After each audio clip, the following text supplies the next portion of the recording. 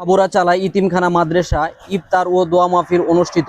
গাজীপুরের শ্রীপুর উপজেলা রাজাবাড়ী ইউনিয়নের পাবুরাচালায় ইতিমখানা মাদ্রাসায় মোহাম্মদ ফিরোজ মিয়ার সৌজন্যে এক ইফতার ও দোয়া মাহফিলের আয়োজন করা হয়। তিনি রাজাবাড়ী ইউনিয়ন শ্রমিক দলের সাবেক সহসভাপতি। ইফতার মাহফিলে প্রধান অতিথি হিসেবে উপস্থিত ছিলেন রাজাবাড়ী ইউনিয়ন বিএনপির যুগ্ম আহ্বায়ক মহিদুল ইসলাম নয়ন।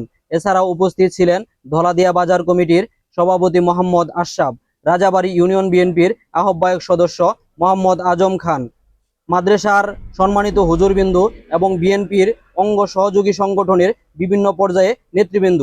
অনুষ্ঠানে বক্তারা ইতিম ও শিশুদের কল্যাণে সমাজের বিত্তবানদের এগিয়ে আসার আহ্বান জানান।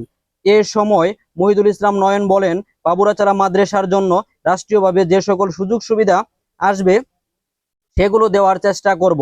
পরে দেশ ও জাতি ও মুসলিম উম্মার শান্তি ও সমৃদ্ধি এবং ইতিম শিক্ষার্থীদের মঙ্গল কামনায় বিশেষ দোয়া পরিচালনা করা হয়। এবং তার মূল কাণ্ডারি হয়েছেন আমাদের পাবুরাচালা মাদ্রাসা।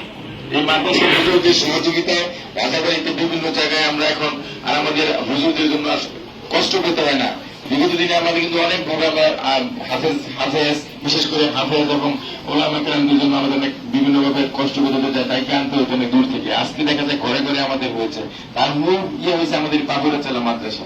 এই জন্য আমরা আসলে এই মাদ্রাসাকে আমরা ধরে রাখবো এবং আগামী দিনে সকল সহযোগিতা করার জন্য যেখানে রাষ্ট্রীয় পর্যায়ে যে সহযোগিতা আসবে এবং আমরা ব্যক্তিগত পর্যায়ে যে সহযোগিতা আসবে সকল সহযোগিতা আমরা এখানে করার জন্য এবং মাদ্রাসার উন্নতি সমৃদ্ধ করার জন্য আমরা চেষ্টা করবো।